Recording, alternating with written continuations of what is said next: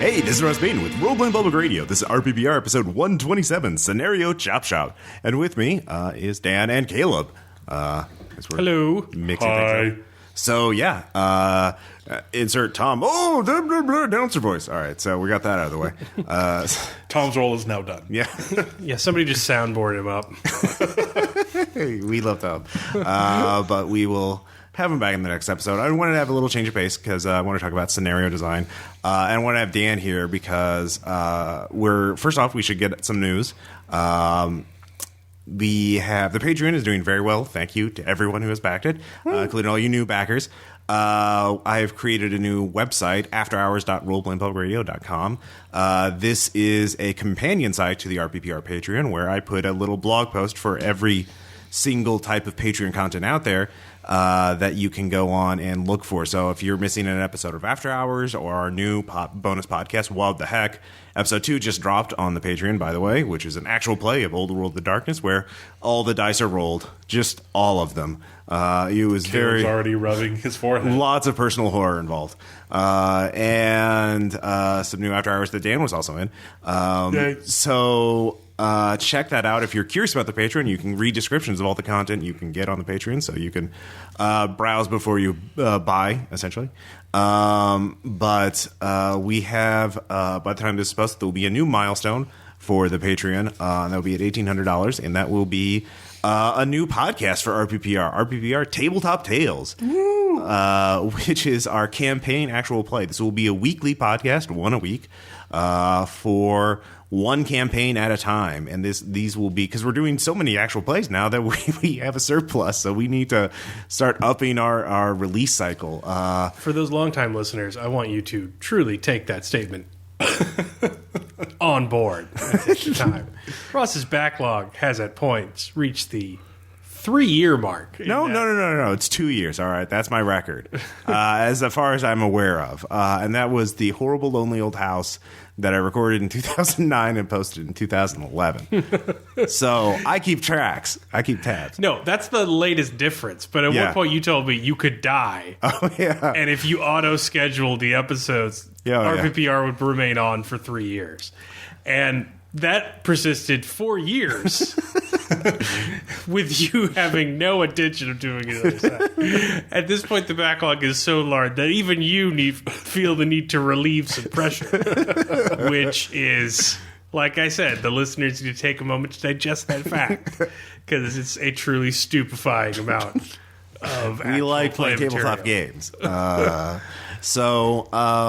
going to be doing, we have 2 great campaigns that we've recorded a lot for so far that will be first up on the block. The first will be Dan's Dresden Files campaign. Season 1, yay! Season 1, which is set in Springfield, Missouri, where we actually live in real life. But this will... the whole campaign, just one big rolling advertisement that Tom is doing for all the Springfield area businesses and restaurants, really. Yeah. Each episode is just going to various restaurants and commenting about them. It's just dinner party after dinner party. Everyone has magical powers. Yeah. They aren't used. Yeah. But boy, howdy, do we get some maple bacon. They are used to figure out how to divvy up the tab. Yeah. There's a lot of fighting, investigation, wizard shenanigans. We have 2 teams, Team Face and Team Guar. My character's on Team Guar. That was more of the direct action group. So there's a lot to look forward to. And then after that, which will last quite a while, then we have Armitage Files, which Bill's been running.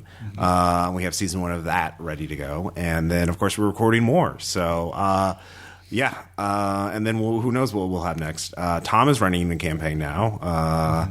And I, at some point, want to run a Base Raiders campaign, not just one-shots, as fun as those are. So if you want to see this happen, this Tabletop Tales will have a separate podcasting hosting account, so hopefully it'll download faster if you've been having problems with RPPR episodes downloading slowly. The extra money will help me get a better or separate web hosting account, so it'll be faster, so it won't be bogged down by all the other podcasts people. Now, just to make sure that the folks at home can have this nice and clarified for them, Ross. Now, this is not going to be a Patreon-only No, yeah, that's a good point. Tabletop Tales will be a public, free podcast. Everyone will be able to download it from iTunes or whatever. I'll submit it to iTunes and everything else. So everyone benefits. Yay, if you help back it. And if you back it, you get all kinds of great stuff. So if you're addicted to our podcast, you should, back the Patreon. Yay, paywall socialism. Pretty much.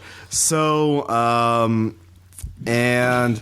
yeah, we have a lot of great stuff coming up, and we'll talk about that in the future episodes. But first off, let's get to the episode itself, which is also kind of related to the Patreon, talking about workshopping a scenario idea I have, essentially. Just talking about scenario design in general.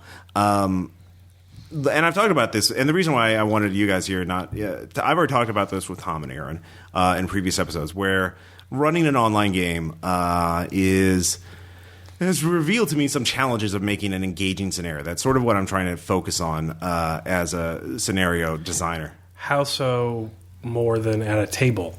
Well, because in an online game, it's you don't have a lot of the same cues that you do as it's harder to tell if someone's being engaged or not unless they're actively talking to you. And there's also that sort of hard to let people know this person I wanted this person to talk, or looking at people. So there's a lot of the sort of things you take for granted in face-to-face interactions that you don't miss. There's also you don't get to pass books or information around quite as easily. I mean, you do, that is kind of made up by being able to send web links and stuff like that as Google Docs. Yeah, Google Docs, or hey, look at this image I found on the internet. Of a basket star, which is a crazy sea thing, animal thing that is really gross that I use as a handout, essentially, in an online game. But so I feel that, and there's never that same visceral feel like when somebody rolls a critical hit or a critical failure on the table. So that's kind of what I am feeling. And so it's harder to gauge when players it's harder to tell when players are engaged or not. So that's what I mean. I mean, you've run online games too. Does that seem to jive with your experiences? Yeah, that's why I hate them. I mean, it's not like the players are bad, but if I can play, I will play at a table. Yeah. And, it's also now that I think about it, there's also substantial differences too, like bookkeeping for combat and stuff like that. It's just so much harder in an online game.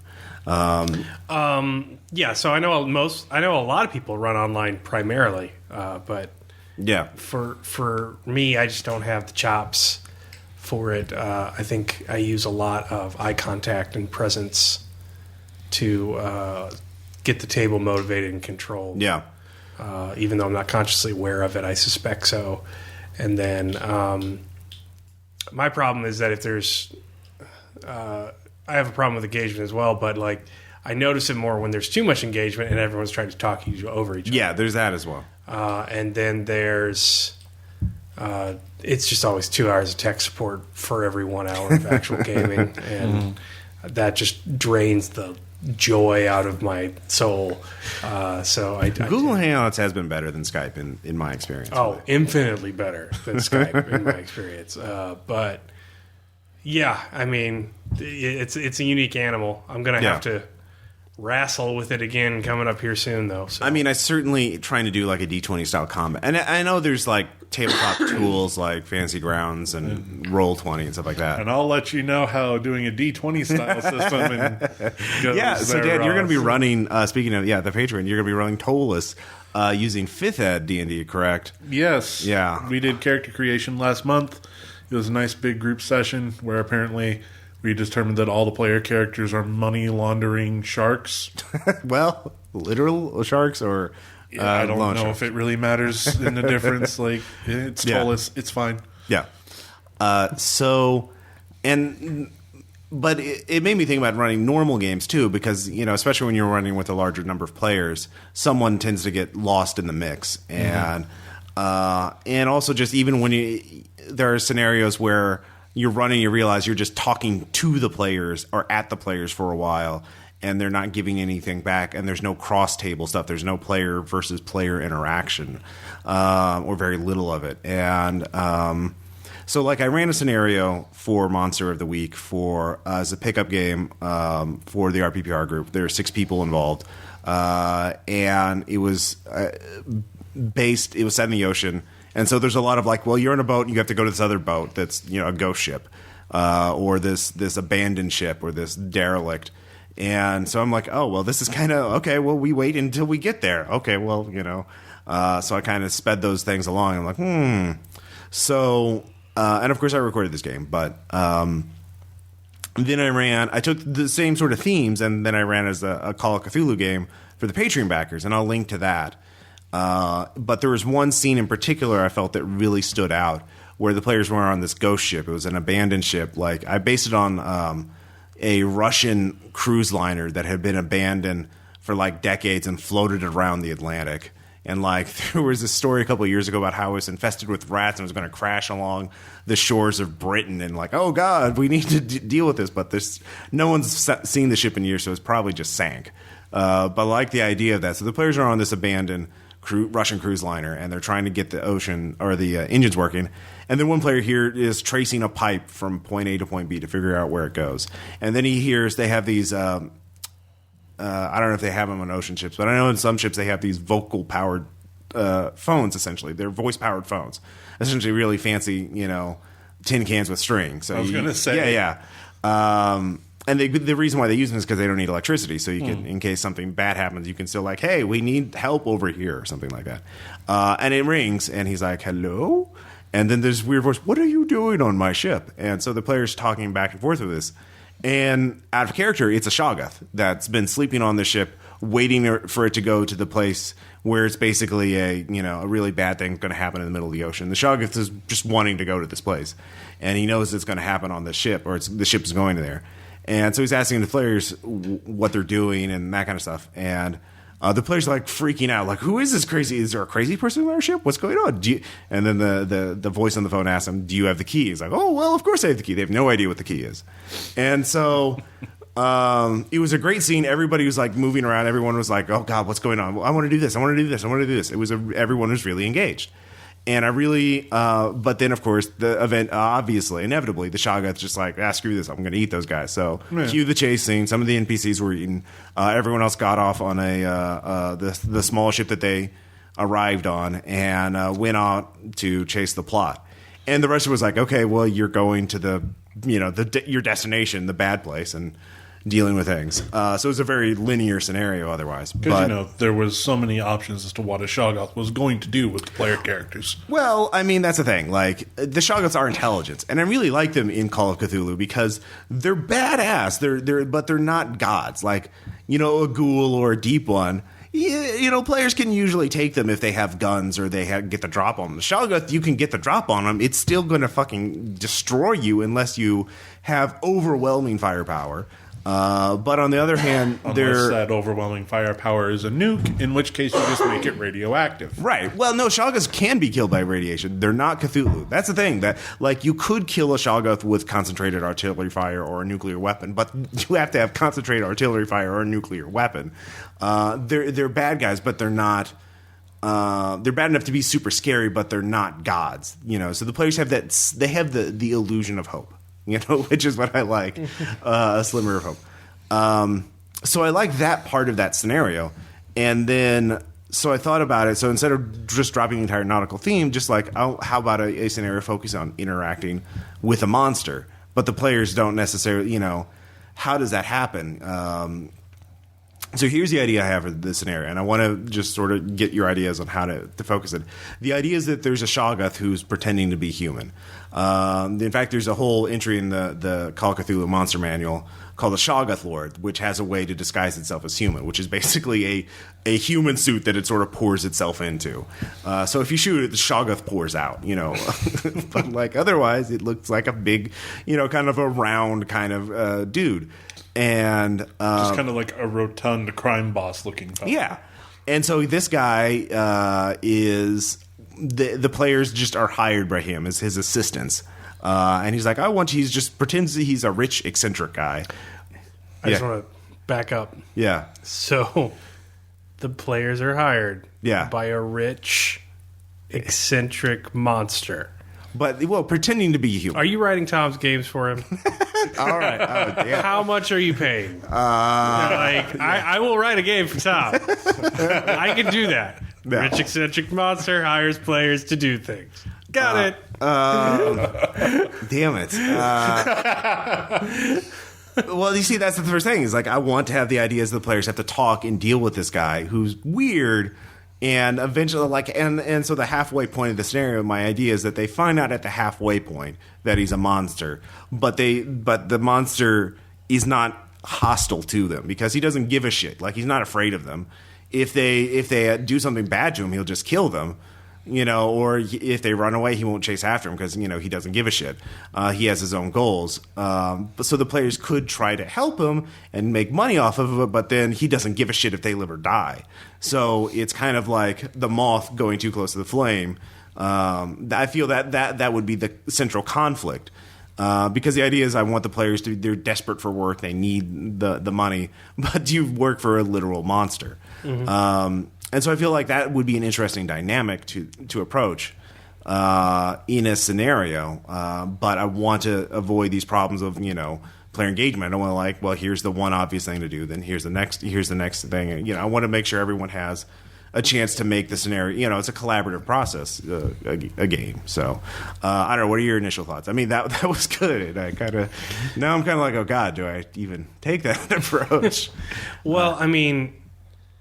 So, what's the time period you think? I was just thinking modern, just off the top of the head. Okay, so why does this monster need humans at all? Do stuff for okay, so the idea is he's pretending to be a rich, eccentric millionaire, someone he actually just ate the mind of a real millionaire and just assumed stole his identity and his life.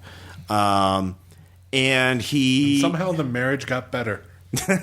Yeah, exactly. He stopped drinking. It was great. We sleep in separate beds anyway. Well, I don't see the problem.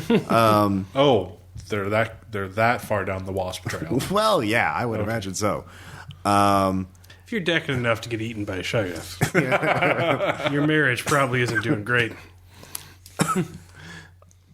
So here's what I'm thinking. It's like the Shoggoth, for whatever reason, has taken this artifact from Antarctica, from the Mountains of Madness, and wants to expose it to humans.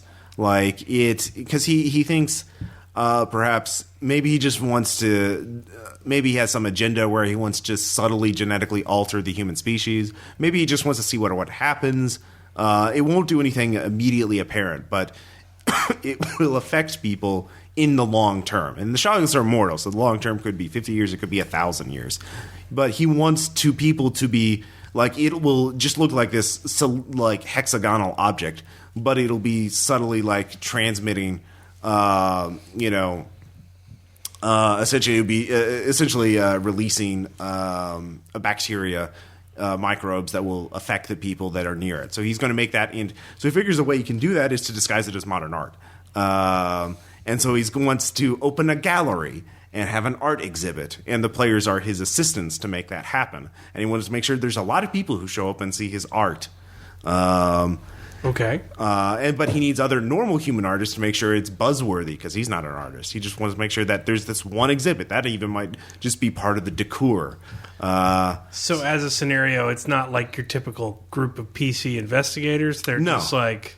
They're just... Well, that's the thing. Is rips and gallery managers and... Well, that's the thing. He doesn't know... He knows something about... here's my idea is... I haven't decided, is that... I'll let the players make any type of character they want, because in this economy, they're all out of work and they need a job. And he maybe assumes human intelligence or his memories, but he's still a Shoggoth. He's like, you have all your limbs, you speak the same language, you look, yeah, sure, okay. You applied for the job. Clearly you must want it. And you clearly must be qualified, because why would you ask to do a job that you are not qualified to do? Yes. Exactly. That makes no sense. Yeah, exactly. So the players can make whatever characters they want. And then, of course, the complication is a cult has figured out that and they want to steal the artifact away from the Shoggoth. like in a really bad cult, I actually looked in a Call of Cthulhu source book. There's one called the Brotherhood of the Beast. And there's like one page written about them. Like, all right, those guys sound like assholes. So the Brotherhood of the Beast wants to steal the artifact away from the Shoggoth during the gallery opening. So that's the essential premise. And then so like the scenario would be like the players will be given these little jobs to go out, like, oh, go pick up the thing from the ship at the dockyards and convince this artist to submit art to the exhibit, even though the cult has already gotten to him and told him to stay away. Yeah, exactly. Yeah, you need publicity. You need to market it. There's another artist there who's going to have her paintings there that she'll be a big lure, but she's getting a little weird about this. Calm her down, convince her it's a good idea. So, talking about player engagement. Yeah. So you want them to just basically all be on board with the premise of you're basically cultists of a different color, like. Well, that's the thing. It's like maybe the scenario is the challenge is like, okay, you're put in over your head, then you find out what happens. How do you react? So maybe they do sign on and become cultists, essentially working for the Shoggoth, trading their sanity for financial security. Or maybe they like, oh God, how could I have helped a monster? And then they try and stop the Shoggoth from, exposing all these innocent peoples to an artifact that does who knows what genetic damage to them. And he'll explain what he does, or like he'll explain part of what it does. And if he keeps explaining it too much, okay, make sand checks. Oh, you gain Cthulhu Mythos. Oh, you lose sanity as you understand what it does. It's not great. So that's the thing, is I want to see how the players react to it. But they could become cultists, but they don't start as cultists. Like they don't know anything. They think he's human at the beginning. They start as hired mooks from all walks of life that are going to somehow promote, maintain, and protect this art gallery. Yeah. Well, to my mind, most games that I've run online, they can really fall apart during the planning phase of things. Yeah. I actually kind of had that in mind when I thought about the scam system and the negotiation system in red markets, because you can kind of herd the cats at a table with that kind of stuff. But if you're trying to do a heist or some sort of complicated plan or something, espionage online, I feel like it can get very much, let's all talk over each other, or let's all awkwardly say nothing, or let's all, no, you go ahead. I got... and then I cry with my hand over my webcam, so no one can see the tears. So anyway, the thing I would suggest would be they know he's a Shoggoth at the beginning of the scenario.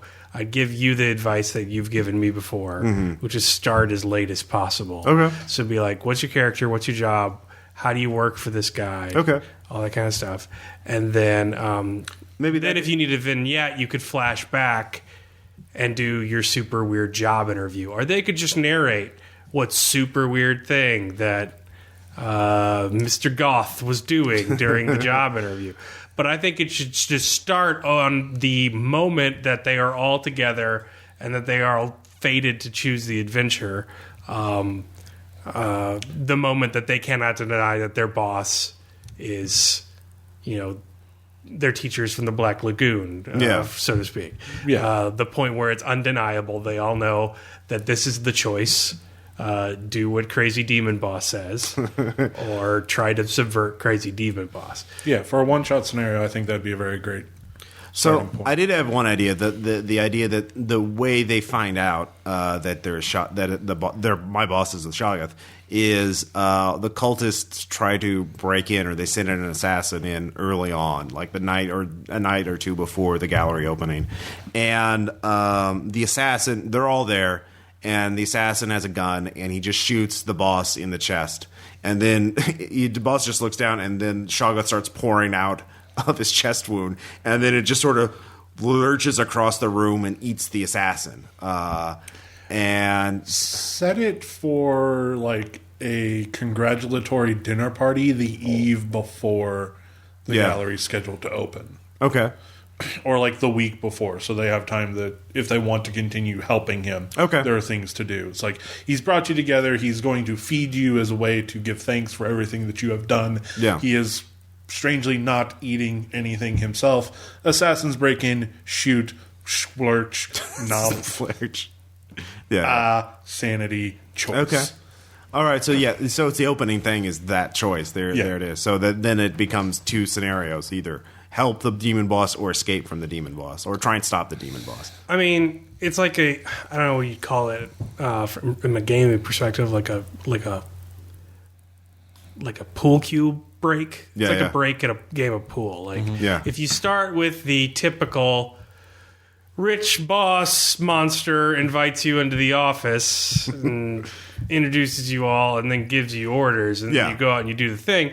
That's fine, but that means that you're starting with exposition. You're a lot of it, and then your players are first movers. And even though you've described the setting, they don't know what the setting is. So you have more exposition as they ask questions. Planning, you can lose engagement. Whereas if you start with a very clear, you need to react to this moment, and then you want to open that up to any reactions you can possibly have. Yeah. That's fine. So, like, what I'm thinking of is the advice you gave me for a very thorough murder, which was like, okay, don't let them play him and just have them do it. Yeah. And so we started the game with, okay, there's a real estate guy in town named Joe Bilby. Why would you like to see him die? Yeah. And everyone came up with a reason and character. It's like, okay, he's dead. And they're like, what? It's like, I just described it. They're all standing there. They're all covered in blood.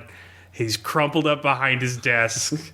Was there the microwave open? Yes. Yeah. So and he's like, no, did you guys? And so Aaron turns like, did you kill him? Did you kill him? And, like, and they're all just freaking out. So they all start blaming each other, and then they start haphazardly trying to cover up the crime, and it ends up going terribly. And then we keep playing through the game, and eventually we decide what happened that night. So you can go back and cover that stuff, but like just react. Okay. And it might also give the characters a cue on what to do. Like, if they see a Shogoth roll out of the guy, the game starts immediately with a sanity check. Yeah. So if somebody takes an indefinite out the gate, they might be like, oh, no, that's God now.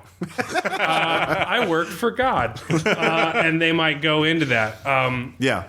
The problem with that would be is that everyone might not decide to be on the same team. Yeah. You'd be in dire straits. So you might want to do some sort of psychological gambling with that. Is like, look, you might have a chance if you all cooperate, but if even one of you goes to boss and says Cindy isn't on board with you being a terrible non-Euclidean monster, you're gonna die. Like, if he's proactive, surprise is all you have. Yeah. So you have to all be on one page, whether you want to or not. So you could maybe try and force agreement that way. But I mean, that's the problem. If you want it to be open and engaging, that's the kind of thing. Or you could just say that, like. Or that becomes the driving conflict of the scenario, is how do the PCs decide? That could be the resolution of them making a decision as to who's going to decide what side you're going to go. Yeah. And is Team Shoggoth going to kill the one person that continues to dissent? Yeah, I think a cultist is good. A cult is a good foil, so that either way they choose. Yeah, I definitely didn't. I definitely did not want to do. Because the cult will be a complication that they might have to. If they don't sully themselves to working with the monster, they might sully themselves to working with a human cult to stop a monster, depending on what they figure is the biggest threat. Or if they work for the monster, they might have to work with work against the cult. Or you throw in some Delta Green cowboys as a complication. I thought about Delta Green, and so I have some ideas on that. And so yeah, I thought making it too easy to where like, aha, the guys who talk about operas show up, and aha, they've got PCs are just oh yeah, please help us. Well, that's too easy. I got to make it harder than that, right? No, yeah, obviously. Yeah. If cowboys show up, it's like, oh well, you have worked for this Shoggoth, so you are now a mythos vector in of yourself. So if you run to Delta Green just shoots you in the head and doesn't deal with the complications. Well, I had a couple. So one idea I had was that like it looks like the Cowboys show up and they're like, "Oh yes, we'll take out the guys. Thank you, sir. Thank you, ma'am." And then it turns out those are just cultists that are really professional. And the other. So that would be one idea. The other idea is that they go to the police and just no one believes them, and they get locked up for that. And then their boss bails them out. What happened? What do you do there? So, well, I mean, like the more we talk about it, yeah. I think maybe they shouldn't have choice, and maybe it should be you are a entry level cultist that is paid. Like, yeah. You don't have to worship him; he will just pay you. Yeah. But how the Shoggoth gets money is another interesting thing. Well, like I said, he stole the dude's identity. But yeah. But like, the more you talk about it, it seems fairly comic.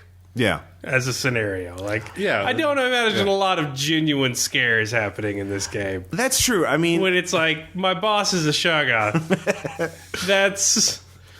I mean, you see, that's kind of where I am with scenario design right now. Is I'm designing not for even per a typical topic or theme. I'm trying to think about ways to get players engaged, and so like whatever where all the players have a chance to contribute and participate seems to interest me more than like a particular. It seems to be more important to me now than anything else. Like, so I'm rewriting scenarios just to where players have more. Like, that's why I dropped the nautical angle, because, like, oh, they're on fucking boats. Like, they have to go from point A to point B. There's nothing else. Like, you can't run away from a fight on a boat. Like, you just have to hope that you can kill the guy because you don't have anywhere to go. Yeah, and that's a good point. I don't know, but because that's again the central idea was like you have to talk and deal with this monster. So maybe the entire concept doesn't work. I mean, yeah, as a comic thing, it is kind of a fiasco sort of situation almost. But how other scenarios can involve like talking to something that could eat you, and you can't really. It's way too powerful for you to kill, but it's hiding in plain sight. So. I mean, obviously, I guess a vampire type game, but then that has its own sort of genre conventions that I don't know if I want to deal with because Shoggoths usually don't have mind control; they don't have that kind of spells. Where a vampire is, I hypnotize you or something like that. All right. So how about this? Yeah. You work for the Shoggoth, but the Shoggoth doesn't have an agenda yet. So you worked for the millionaire guy. Mm-hmm. Scenario starts with you get to see your boss get eaten by a endless creature of protoplasmic nightmare. But boss was getting a little doty in the head. So he got like language, he got some snippets of memory, and you all understand the accounts. But Shoggoth is now impersonating human form, but the only thing he understands about humanity is what he processed from this elderly billionaire guy. Mm-hmm. So Shoggoth will eat you, and he understands that you are employed because you are the help.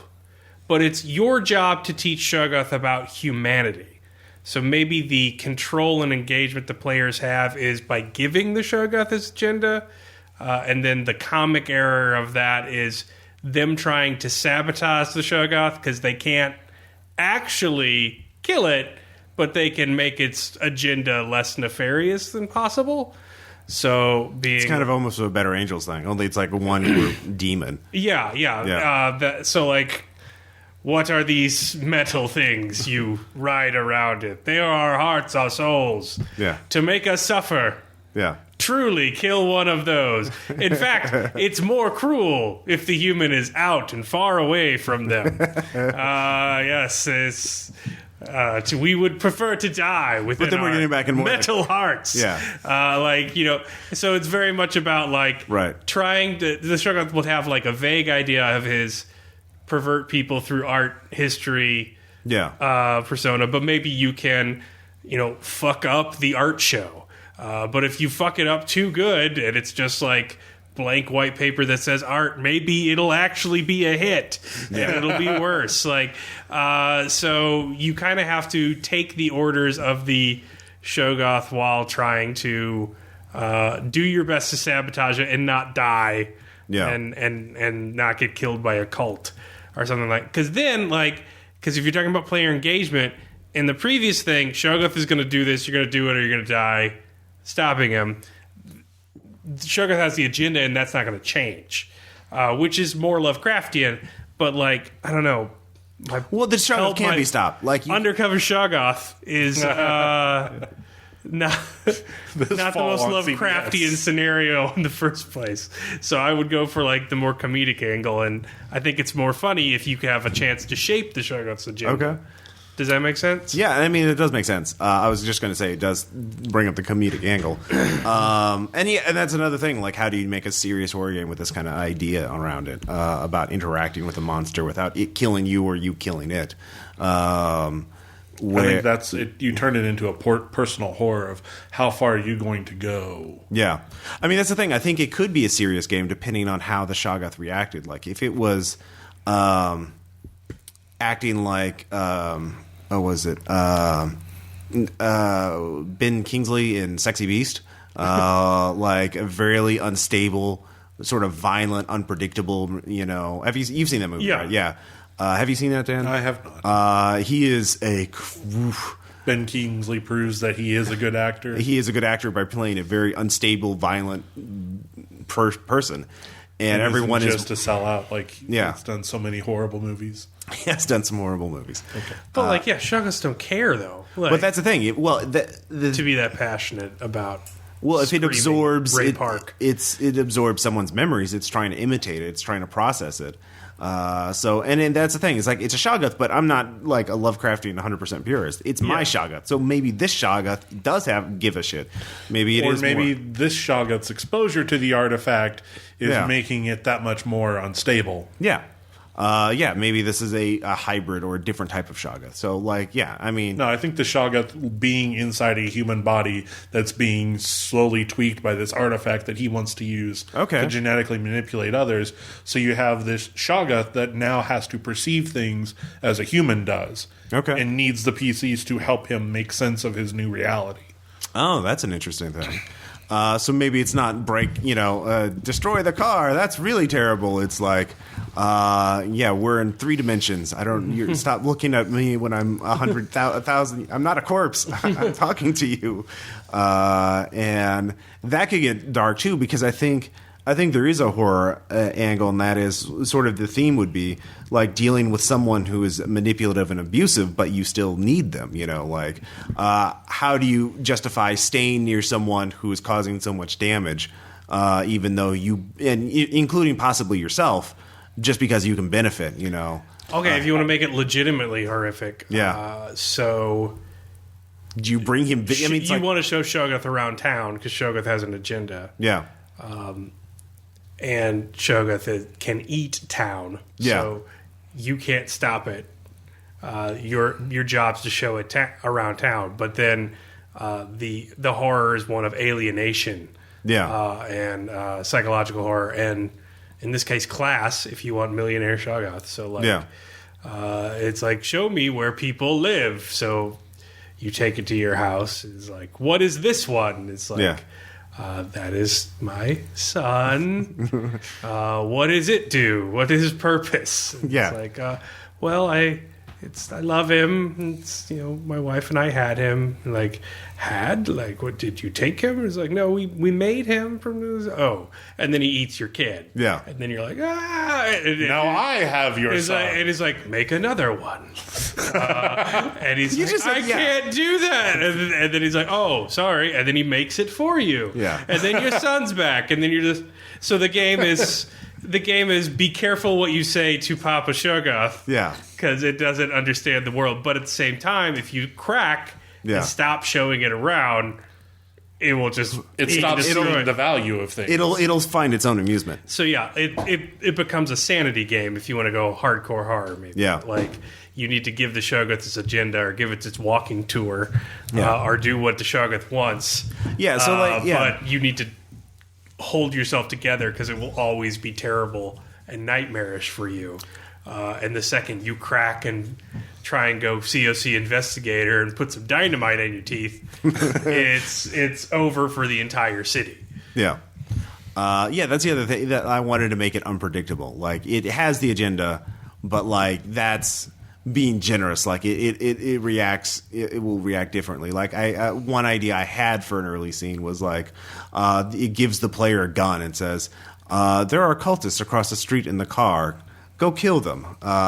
It's the middle of the daylight. I can't do that. Oh, you need additional money. How much do you need? Well, if I kill them, the cops will come. Well, yes, they'll arrest you. They won't come here if you're across the street. So how much money will you need to go to jail? And just trying to explain to a Shoggoth you can't murder people in broad daylight.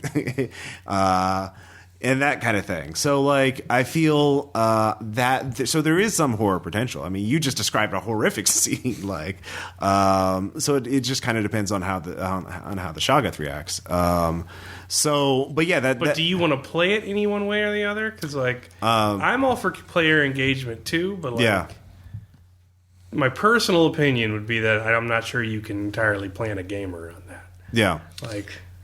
It would be. I want you to play the game at the game. Yeah. And I'm like, well, then let's go GM-less, because what do I need to do here? Like, I think it needs to be a game you kind of want to run to, but I don't know. I'm more of an ogre about that, less sandboxy than other people. Though. I was going to say, it's like I've run pretty much most of Dresden by doing it very much as the GMs acting as the repertoire of knowledge for the setting. Yeah, and providing reactions to the players' choices and forcing the players to deal with the escalation of their own choices. Yeah, I mean, in terms of this scenario, this is here's the environment, and here's what the given general timeline will be, unless the players act to change it. But that's a campaign, though, right? Yeah. So that stuff builds up. As a one shot, if you don't have a focus, the focus is humor. Yeah, that's gonna. I mean, am I wrong in saying that? That's my default mode. I've never played a one-shot where it was just like, I don't know, you're here, what do you guys want to do? That ended up being, Shakespearean tragedy. Then that's why we're workshopping this, because this isn't something we do. Yeah. But that's the kind of thing I think you should probably decide before you run the game whether you want it to be horrific. I was thinking about focusing more on horror by emphasizing its monstrous nature. It is unpredictable, and so like the players have to just walk around it and hope that they don't get eaten. Literally or metaphorically, whether their souls are swallowed up. But there has to be weaknesses. Like the Shoggoth is not a god. It's not a great old one, so it can be defeated. So like what kind of like the cultists obviously would know some way of defeating or weakening or banishing the Shoggoth. But then you have to deal with the cultists. I figure there should be at least one other way. Either the Shoggoth has some grimoire it ignores. It's eaten investigators in the past and it's accumulated a lot of stuff, or there's some I was actually thinking like the artist is someone who's actually had psychic dreams, like someone who's affected by Cthulhu's dreams, and she has mythos aware art, and that's why the Shoggoth hired her or made her part of the exhibit, because like, oh yeah, I recognize that, I've been there, I saw it in my dreams. How could you do that? This is my dreams. I grew up there. Yeah, I was manufactured there, and then I ate my master. So I was thinking perhaps some sort of symbolic way that her art could be used to defeat the Shoggoth, but I'm not sure how the mechanics of that would work, because like that would be a running subplot, is keeping the artist sane enough that she can be presented at the gallery opening without her slitting her, killing herself or killing one of the art critic at the gallery opening or something like that. So yeah, if he wants to see the MacGuffin in action, maybe one of the things you could do to stop him from doing that and get it to go away is just find the one cultist high priest or something that knows what's going to happen when the artifact is exposed. Okay. And feed that guy to the Shoggoth. Then the Shoggoth knows and has no reason to be there and gets to go. Oh, that's a good way, yeah. So, but the Shoggoth doesn't know where he's at. So one player would have to go and try and figure that out. Or while the others try and keep the Shoggoth happy or, distracted, not eating. But I think, I think if you want to make it horrific, the basic premise needs to be, I will eat you and everyone until I find the person who knows what happens. Yeah. You will arrange an art viewing for me so I can see it happen, in which case he's still going to be asking questions about humanity, or find me the one person that doesn't happen. So basically, you are a cultist, you are worshiping a Shoggoth, but you're doing it for the greater good. Yeah. Not to be the first to die, just to be... the longer we keep Shoggoth distracted, the longer we have a chance to survive. Yeah. Or at the very least, we prolong the inevitable. Maybe... and then from there, they can try and warn people, they can try and get help, they can go with the Shoggoth, they can, they can arrange the gallery viewing, they could try and find the cultist guys. Oh, that's how you reveal the Shoggoth's nature. Yeah. It's not that a cultist assassinates and he oozes out. Yeah. It's that the PCs witness someone having to deal with their own failure in front of the Shoggoth. Okay. And he's just like, oh, you are actually trying to sell me out to a rival. Nom. Yeah. That would be pretty horrific. Or it's just like, oh, you decided you didn't want to work for me. Well, I can't really have you telling everyone about me. Yeah. Yeah. Or the Shoggoth just invites 5 random employees in. Yeah. To see the last guy die. I mean, like, they didn't work out. Yeah. But... Yeah, no one... I wanted to stress to you how important your job is to me. Yeah. No one will believe you if you tell anyone. I'll find you. Nothing can stop me. So yeah, that gives me some thought. So maybe like they're interviewed not by the Shoggoth, they're hired out by the manager who's like, you need to stop it. You need to stop it, and then he tries to warn them about it, and then he is eaten. He's eaten for trying to corrupt the new employees. Yeah, don't listen to him. Our billionaire guy takes you to the gallery one day, and then the Shoggoth comes in and kills absolutely everyone. Yeah. And so it starts with a massacre of 10, 20, 30, 40 people. And then it stops before it eats just them, as it's like encroaching in on all sides. Yeah. Because it ate someone who realized, it ate enough people to realize they're like, oh, humans don't all know the same thing. Yeah. They have specialized sets of knowledge, and this isn't helping. So then it becomes their boss and changes its tactics. So basically, they're there at the start when it's going to eat the whole city to figure out what its new toy does. But then it's like, oh, maybe I should adjust. So it stops. So the 5 people are like the sole survivors of a Roanoke level disappearance at the start, but they know it's going to spread through the streets blob style if they don't do what this thing says and do its legwork for them. Yeah. I like so that. then it doesn't start with... So they're more or less taken hostage. Yeah, so then it doesn't start with the... frankly absurd conceit of my boss is a Shoggoth or undercover Shoggoth. Yeah. Or... I like the absurdity of that. Or Kitchen Shoggoth Confessions. Or, I don't know, every reality TV show. Cake Shoggoth. Cake Shoggoth. The frankly absurd premise. It doesn't start with that. Bosses make you go to this gallery. Oh, fancy folks are out. Oh, is that a crack in a window? Sand loss, screaming, death for everyone. Combat as everyone tries to leave. Eyes and mouths devouring flesh. And then, like, the light dimming. You're all dying. Everyone's like, what the fuck? We're dead already. And then it all solidifies into your boss.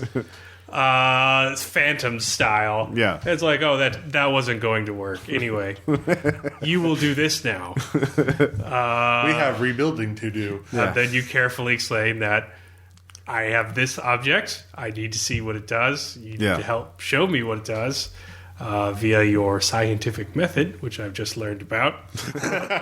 Or I will just eat the city until someone knows what it does.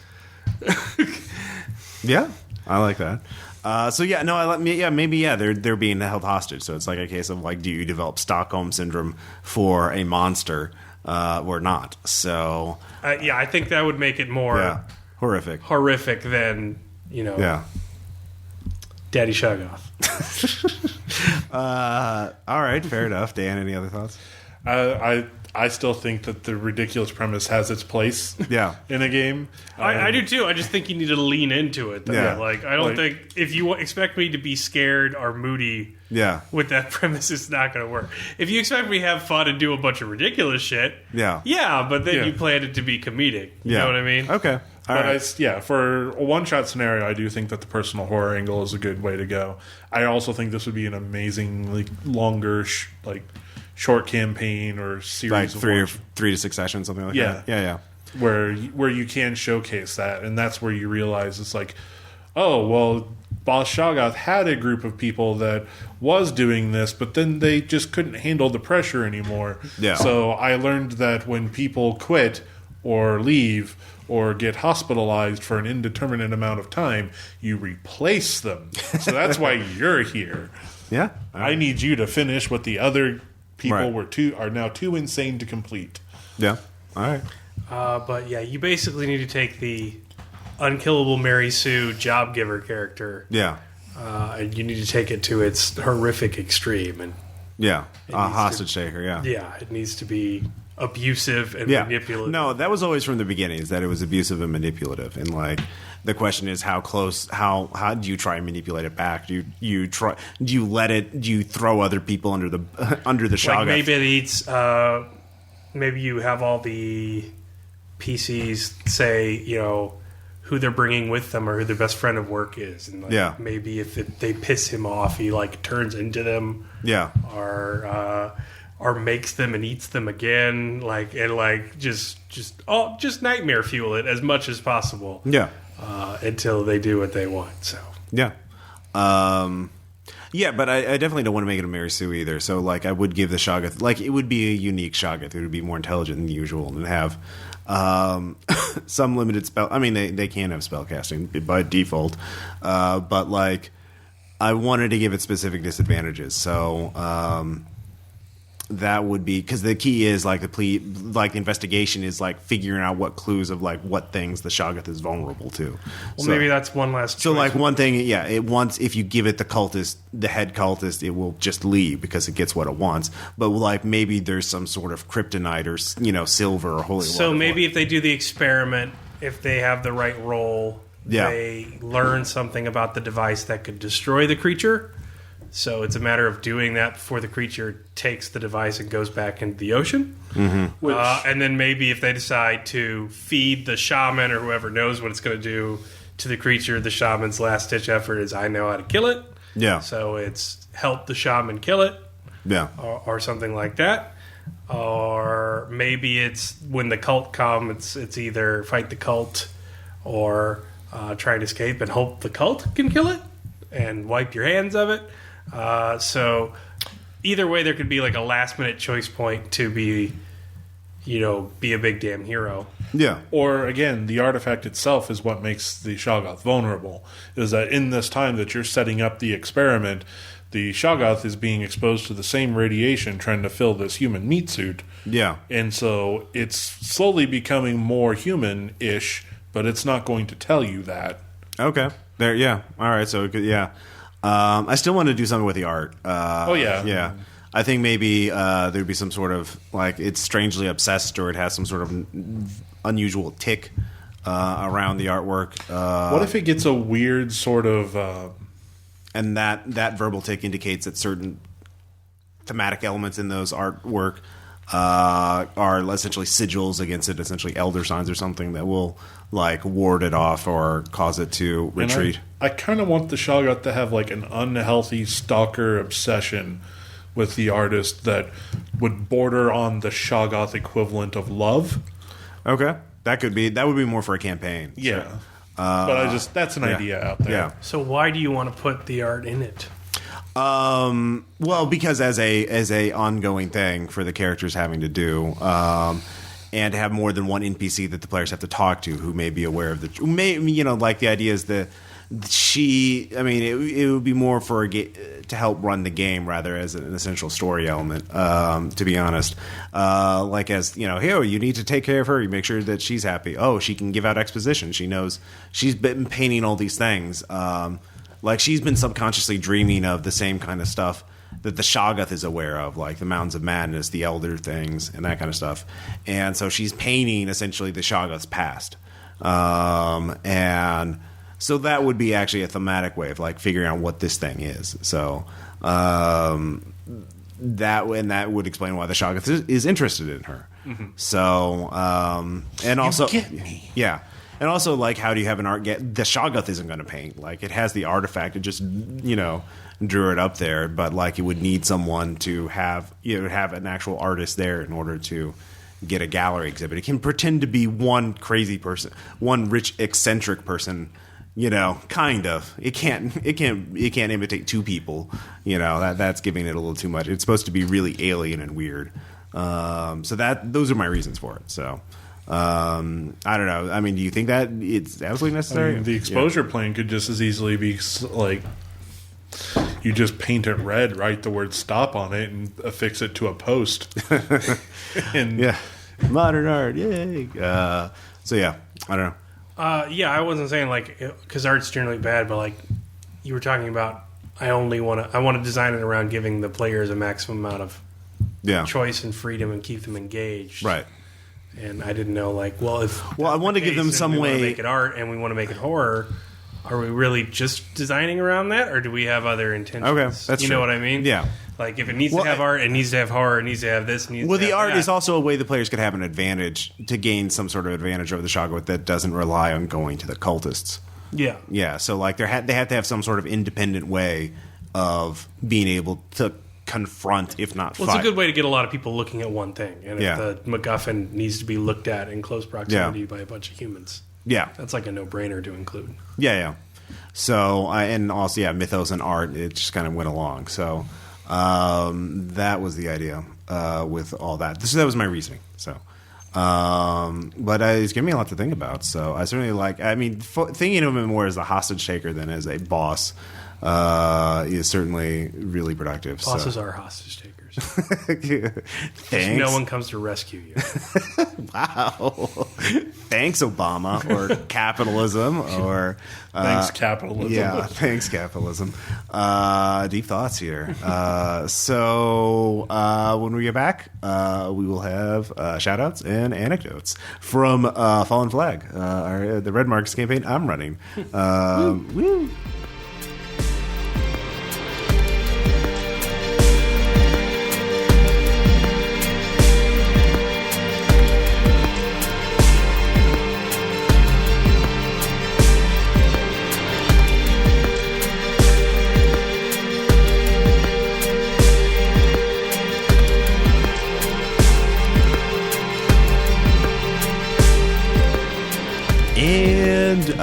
We're back. So, anyways, we have quite a few shout-outs. So let's just get into them.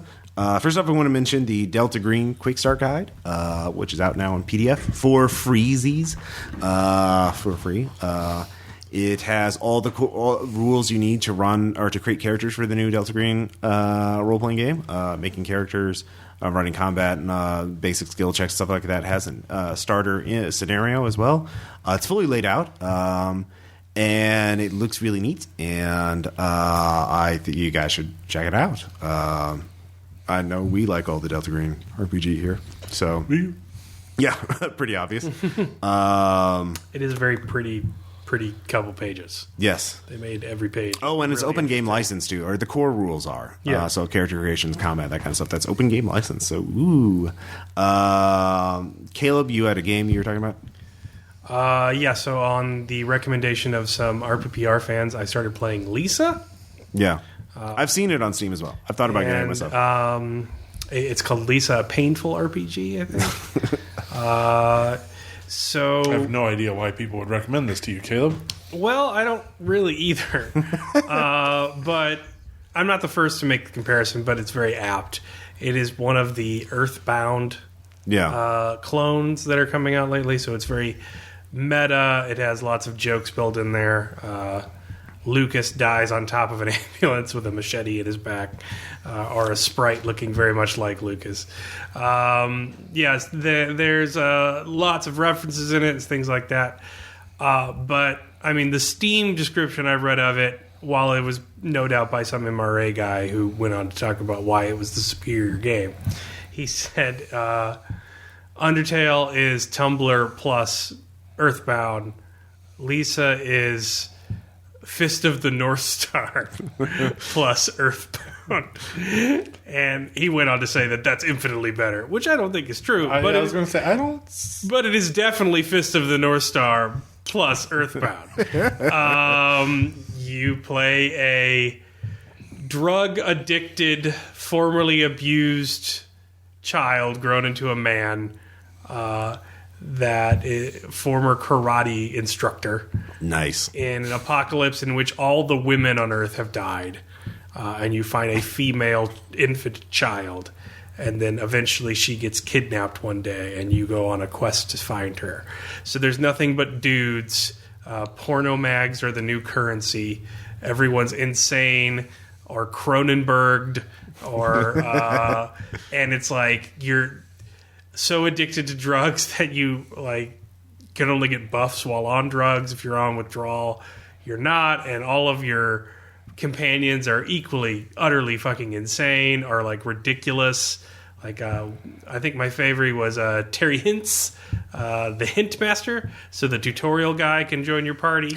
And all he can do is give you advice and buff your stats by giving you advice in the party. And it's but you're basically trying to save the last girl on Earth, the planet, from being like murdered to death by these psycho rapist monsters. But it's all done in like cute boop boop boop boop boop like sprite art, and so that she can grow up to become the brood sow of the new human race. I guess I haven't finished it yet. It's slow going, because but it does not take its premise seriously, thank God. But it is very, very dark humor, which I could see why people would think I would enjoy. But it is interesting. I have not played a game like it. I think it is somewhat missed upon me because much like Undertale, I was not an original Earthbound fan. Yeah. I will say I like the gameplay in Lisa better than Undertale just because I am terrible at bullet hell. So I think the Undertale game mechanic is far more interesting than Lisa and more original because Lisa's full turn-based combat. But I am awful at Undertale because I am awful at bullet hell. So, yeah, I mean, it's interesting. If you liked Undertale, I can't recommend Lisa other than that the basic gameplay structures are the same, because I'm going to go ahead and bet that the same reasons you like Undertale aren't what's going to draw you to Lisa. Fair enough. But it was interesting, and it's interesting to see apocalyptic setting that's just done for jokes and ridiculousness, but then will not shy away from like really hardcore emotional subject matter later, because they will have all these moments of dark humor, and then you'll have a flashback to the protagonist's abusive father, and it's just like dark and real and holy shit. And then it goes back to whackety smackety do Cronenberg's running through the wasteland on bicycles, that's Lisa. I'll have to check that out. I still haven't played Undertale yet. I haven't. I need to play it. I didn't realize they were all being Earthbound clones. I really enjoyed playing Earthbound. Well, then you should probably get Undertale or Lisa or both. Lisa was actually inspired by the last boss of Undertale, not Undertale, the last boss of Earthbound, if that tells you. Oh, Gygax, or not Gygax, Gigius or whatever. Yeah, so if it tells you about the game's themes. Oh God, giant brain. Dan, you've just had a show that you wanted to talk about, because I don't know if I wanted to talk about it. It's the show that I'm watching, because when you're trying to mine research material for a campaign that you're running just to get ideas on themes and plots and stuff, you're doing supernatural modern fantasy. There's really not a huge market for that, really. And so I've been watching True Blood, and not entirely proud of it. So is your answer for every scene, and then everyone fucked. I really don't want Dresden Files to turn into that. But, when they're not fucking, they're actually trying to deal with some interesting things and concepts, and there's a lot of personal horror involved in people making choices in this new reality that they live in. But... yeah. Is anybody in a relationship with a girl from an inbred werepanther family? Actual plot line. Yeah. I'm just going to keep saying actual plot lines from the show. There's werepanthers? Yes. There's an inbred junkyard living werepanther family. Is he named Kharkov? No. But he is a manther. Yes. There's more than one. Yeah, That's the thing. And they... One's named Luther. Nice. I'm tempted to watch this now. It's a terrible show that is hilarious to watch. Suke. Nice. Suke. Suke. Suke. Suke. Suke. Nice. That's pretty much the dialogue for one of the scenes, I think. So speaking of going back to games, though, there's a game I played recently and beat. It's on PC, but also on PS4, so you might want to check this out. Well, both of you, or for PC or PS4. Layers of Fear. And it's a horror game where you are a tortured artist who is trying to finish one last masterpiece. And the thing is, he locks himself into his house at night, a very British mansion kind of place. And he just... You open the door, the house changes around you. And it's very much architectural horror. Things get weirder and weirder, and there are puzzles in it, so it's not quite just a walking simulator where there's no challenge whatsoever. There are some puzzles and things you have to solve to get through it. So it's like Myst? A little like Myst, yeah, but like really creepy. Like there are some legit jump scares, and it's not very gory. Like a lot of it involves just tricking your perspective. Like, it does some really clever things where you just turn just a little bit. When you look back, the entire room has changed.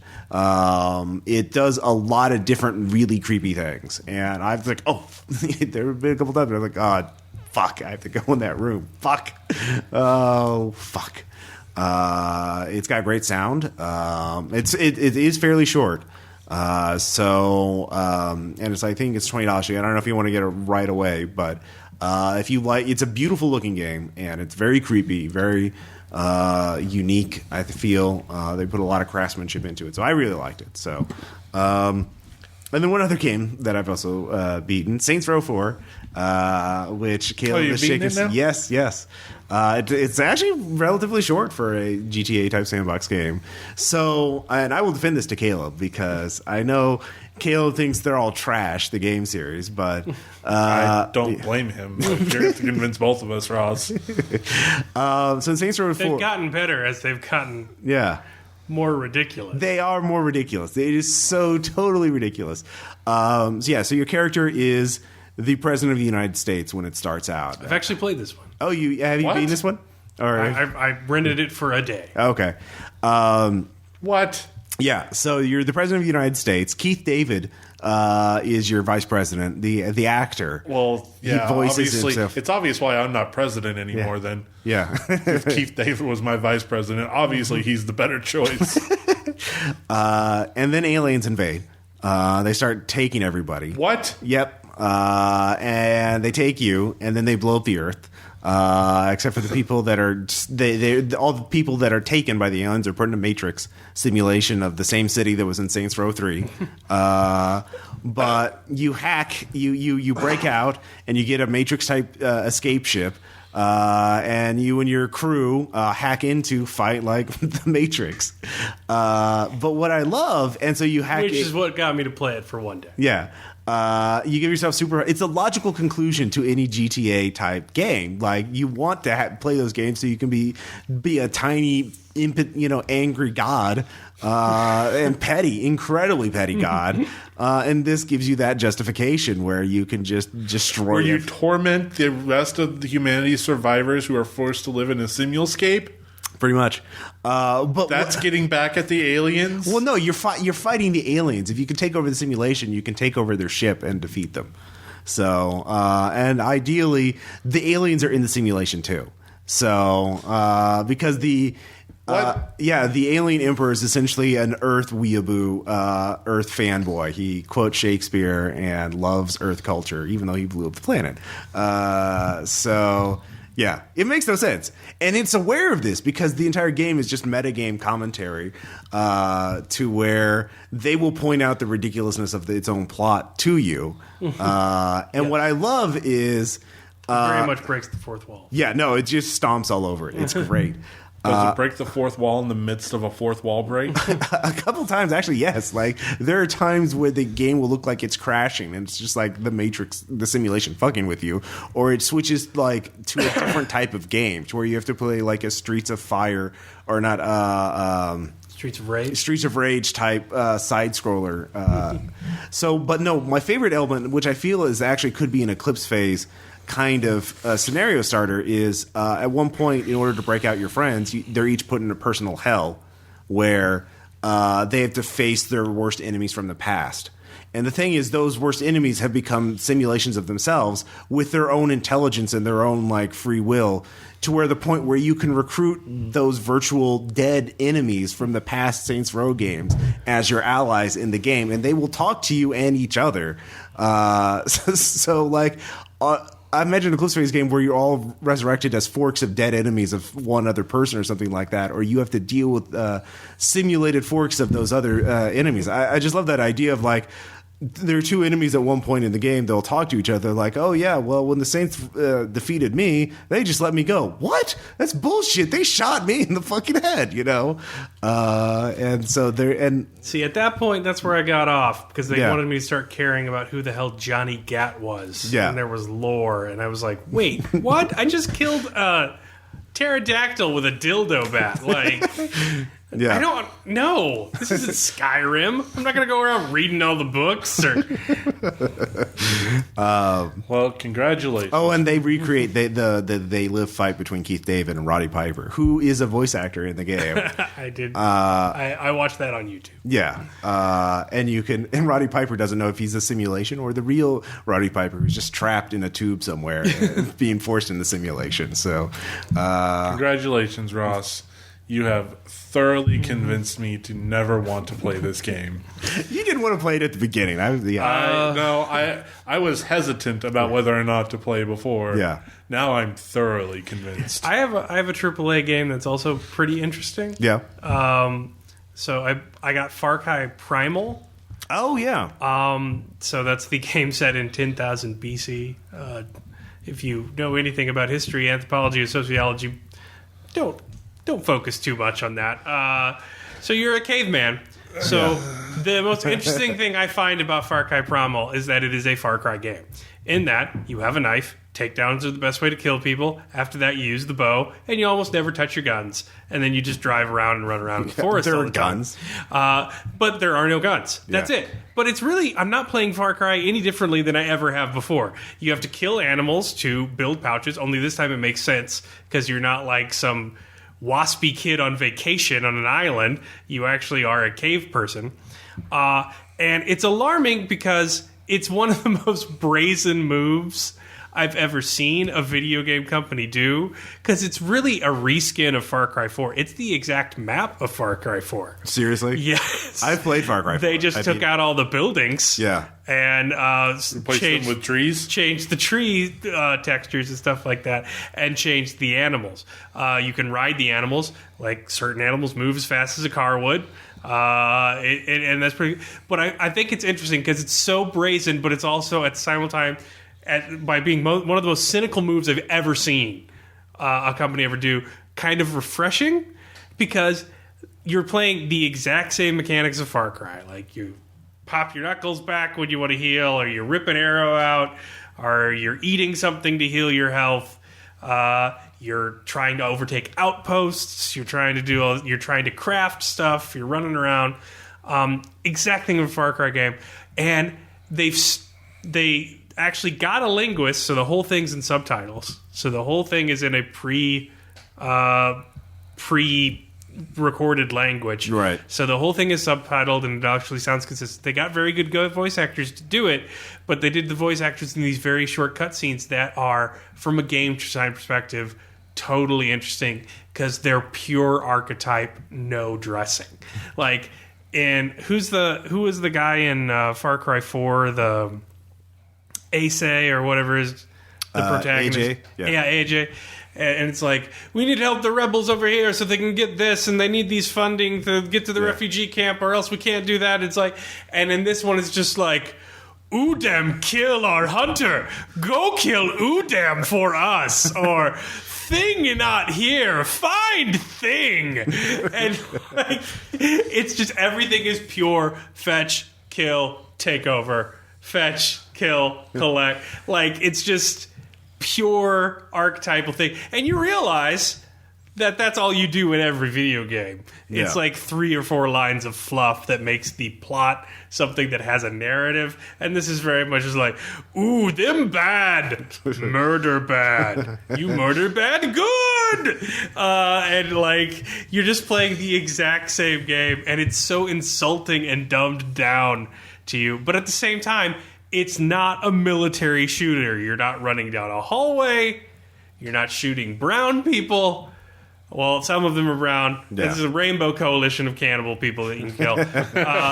But it's a different setting. And so it's the exact same thing, stripped of literally everything that you thought would make it. But it's just like, not, I'm not killing Russians again for some reason. So. Right.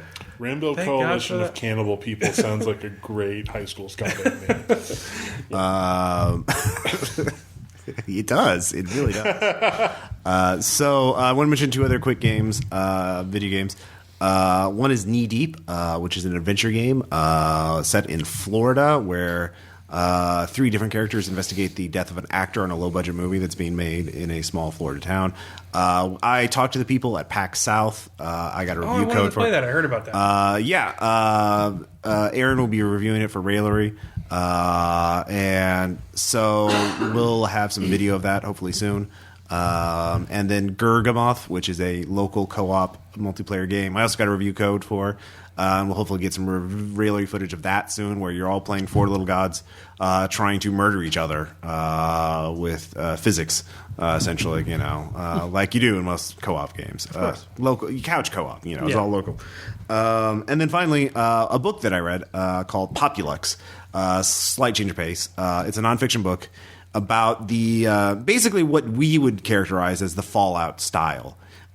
This is the post-World War II, not just immediately after World War II, but from the very late 40s.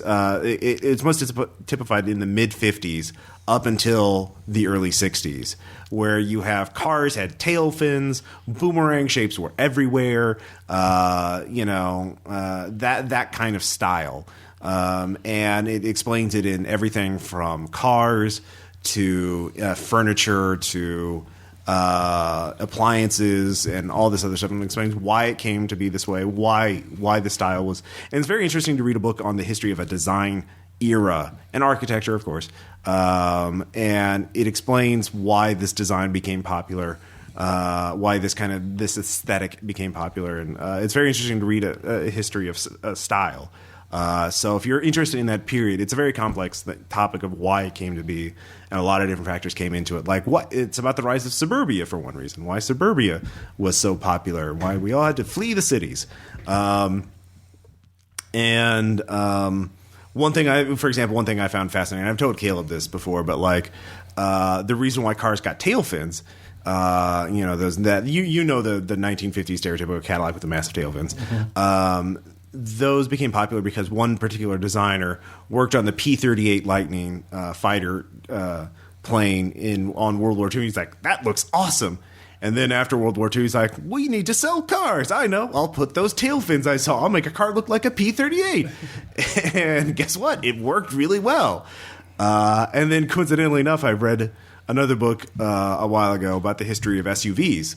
And why? And the guy who made the first designs for SUVs or popularized the idea of SUVs was this French guy who was a child in World War II, and one of his most dominant impressions of it was the American tank rolling in and liberating. And so he's like, oh, well, we need to sell American cars. I know. I've been tasked with selling American cars, designing something that Americans will buy. I know. I'll make it look like a tank.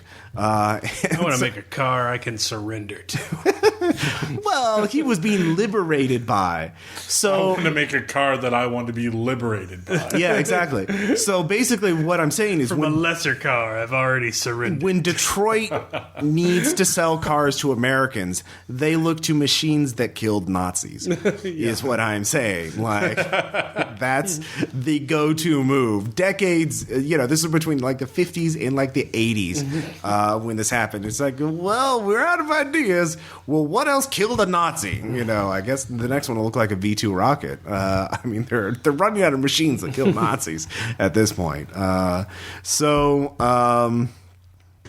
But that's it for shout-outs. But no, we have some anecdotes, of course. Or did you have any others? Well, it's just all this talk. I remembered one thing. Oh, okay. It's probably really mainstream, but it's the new Magic set's coming out next month. And I know I've already shared a lot of the... I've shared a lot talking with people on RPPR and on the GroupMe and such, but... Oh, yeah, yes, sir. They're really capturing the horror feel of this current set. It feels very much like a gothic horror, Lovecraftian themed. Oh yeah. I remember you showing some images. One of the cards that, is literally called Thing in the Ice, and it eventually breaks out and turns into a giant tentacled horror. So, nice. Yeah. It does look really cool. And actually, I did forget there is one more shout out because another book that Caleb read. So I read David Wong's latest, and he wrote, as we might be familiar, John dies at the end. Mm-hmm. I've read that. And this book is full of spiders. Seriously, don't open it. That's the full title, I think. So I read. You opened it. Yeah, I did. I read his latest called Futuristic Violence in Fancy Suits, and it is the most Ross Payton novel I have ever read in my life. Wow. It is everything David Wong happened to be interested in at the moment he started writing it, and it's going to be in the book, by God. I don't care what it is. So the basic plot is a young girl in the near future. So there's self-driving cars, wearable computing devices, stuff like that. A young girl in the near future living in a trail park inherits a bunch of money from her deadbeat father, and after she gets that money, she's instantly being hunted by a group of online psychopaths that have given themselves superpowers with new technology. Because they've put out a bounty on her head, someone named Moloch has.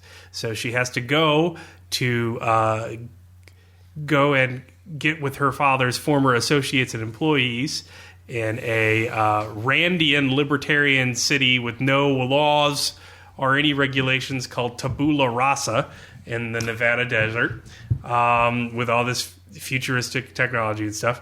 And they are all high functionary criminals and corporate negotiators, and they're called the Men in Fancy Suits.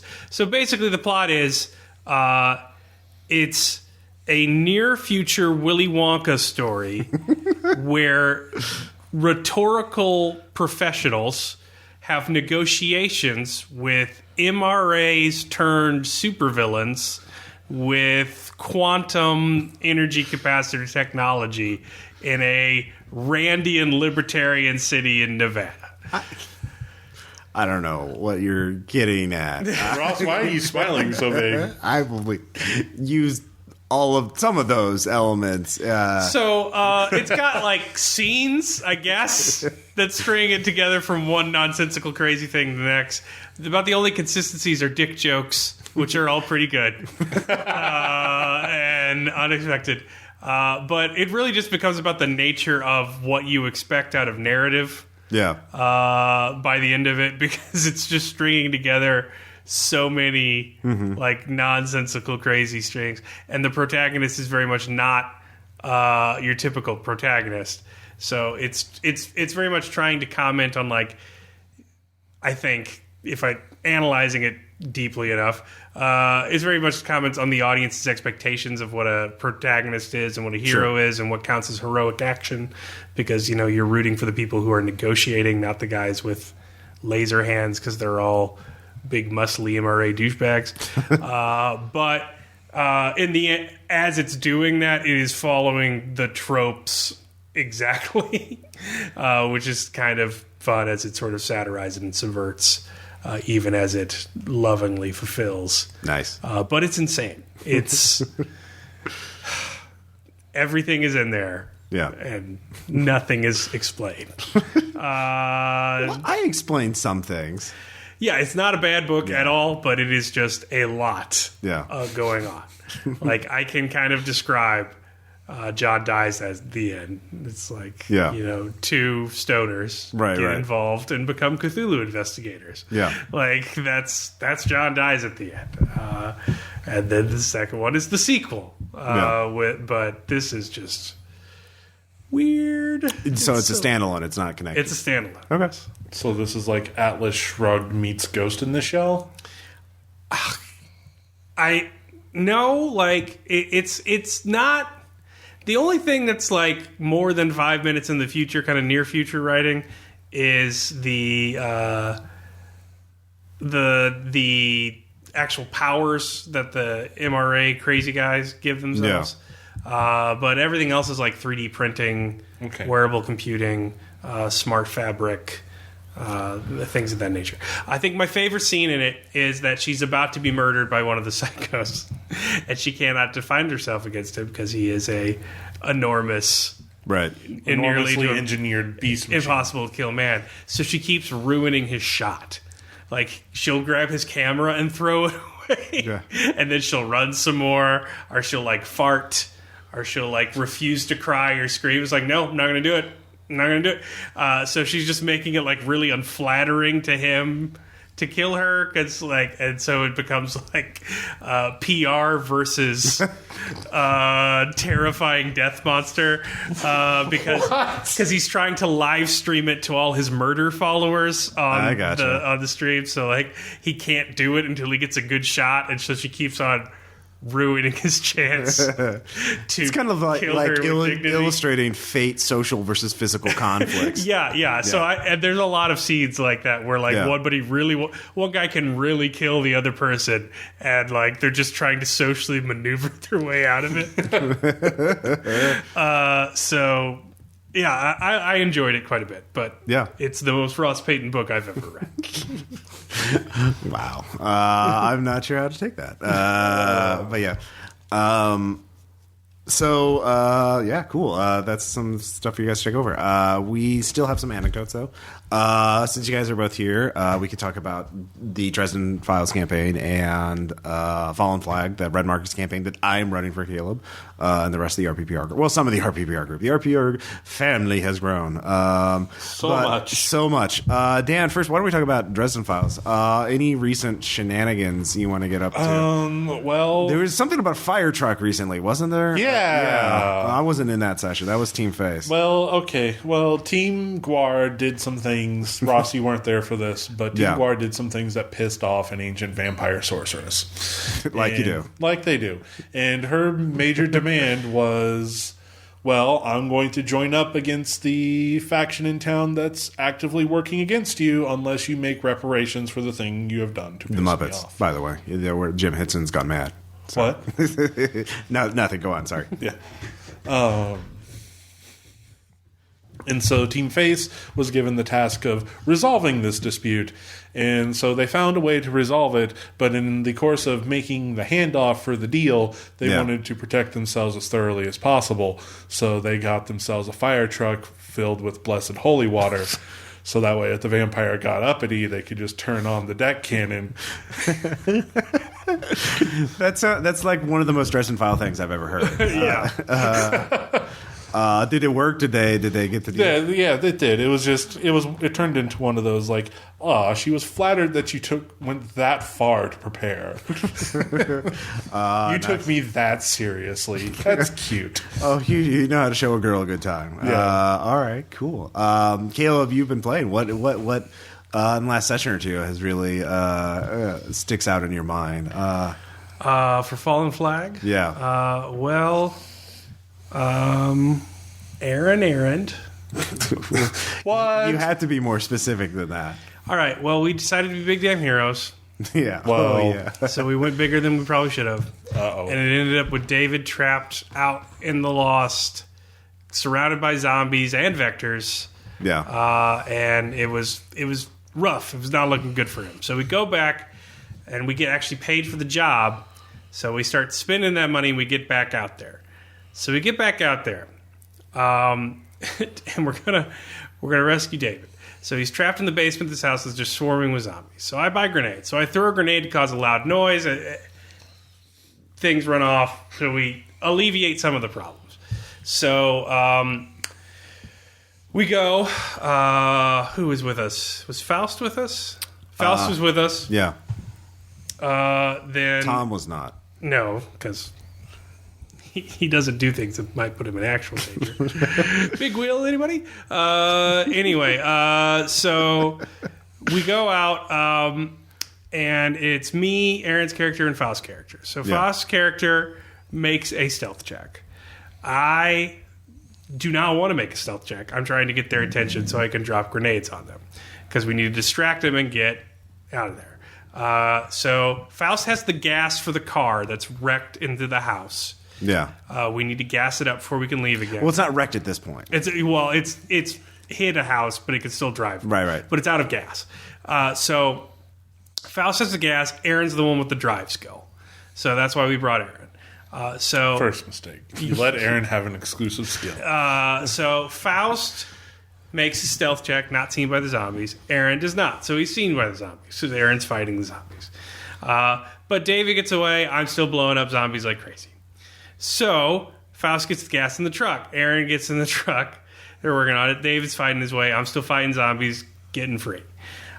So they get in the truck and they start driving away.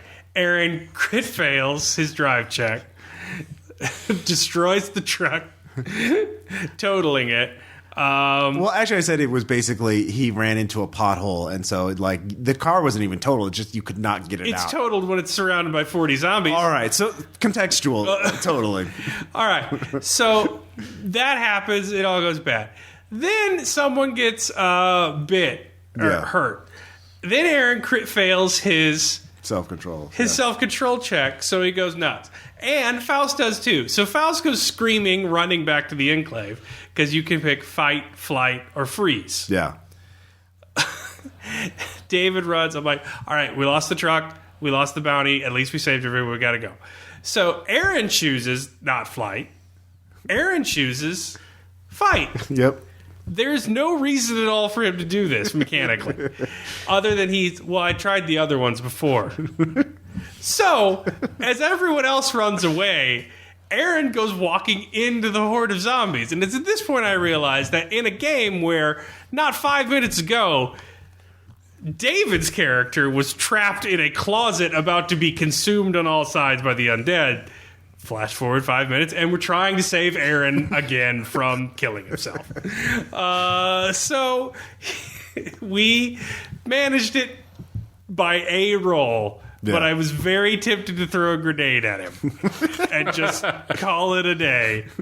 But I didn't want to, because he did go out there and he did try. Yeah. The crit fails weren't his fault, but it's just entropy, man. It's just like the lowest part. It's where all the water settles. Aaron going to go kill himself. Like, it's gonna happen. Yeah. So it was a good time. How is your experience being a player in the game system that you designed? I talked about this a little bit in Game Design Workshop, which will be posted after this.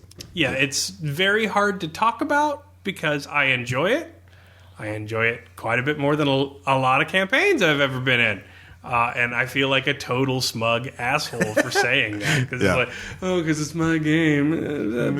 But no, I feel like everyone has really well-defined character concepts for a group of 6 people. I know everybody's name. Mm-hmm. I know what they do. We have a good player dynamic.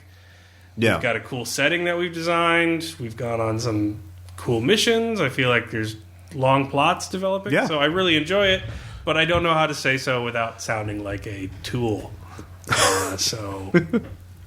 And making all those other campaigns in the past. I didn't say that. Did not say that. Because you would include the other campaigns he has run in that as well. Yeah. Yeah. So I mean, I'm not including all of them. It's not my favorite one ever, but I really enjoy it. I like my character. Yeah. No, I'm having a blast right Mechanics are now. working well, but If we didn't have, we have had. it sounds so disingenuous to say. Like, it's self-praise. God, Caleb, why do you have Kryptonite. to be so humble? Yeah. it's so Donald Trump. I designed a game and it's the best game ever, and I loved it. I know a lot of games, and my game is the best. I know. It's great. It's a great game. I have the best games. I have the best games. I have the best games. There is a line between abject hatred of self-hatred and then Donald Trump. There's a middle ground. Did you know that? Like, it was fun, and I do, but if I can see that line, I'm already too close. And I need to back away. I kind of wish we had played this week. We did have a bit of a spot of plague hit on the RPPR community here. We all Different plagues, apparently. Yeah, colds and flus and a bit of I don't know whatever kind of poxes. We did learn that Faust was the one that didn't catch. Well, he had the least contact with all of us. So, he didn't have anything this week. He was sick the previous week. That's right. He did have strep throat. Yeah, but then I was sick the week before that. Yeah, and you were sick the week before that. Well, that was food poisoning. That was not. That was. Well, I mean, it's not. We're not tracing actual pandemics either. Yeah. We're just talking about. But it's been a very sickly quarter. Yeah, at RPPR. Yeah. Well, we did learn. We were going before this podcast recording. We were talking about how Faust being mostly immune to all of it means we obviously need to eat his heart and consume his power. I was just happy with the Red Markets LARP idea. I still haven't gotten feedback on that. Where everyone else role plays a vector, and whoever can cough on Faust gets 20 a bounty. Faust is much smaller than all of us and very fast. It would not be a very entertaining game. Also, we have to use teamwork. Also, all of our fat asses are ill, so we're even slower than usual. It's mechanically unbalanced for us. All right. I asked for feedback and I got it. I can't say anything. So I guess that ends this scenario. This Ross Payton with RPPR episode 127, Scenario Chop Shop. My boss is a Shoggoth. My boss is a Shoggoth. My boss was a teenage Shoggoth? We'll talk to you guys next time.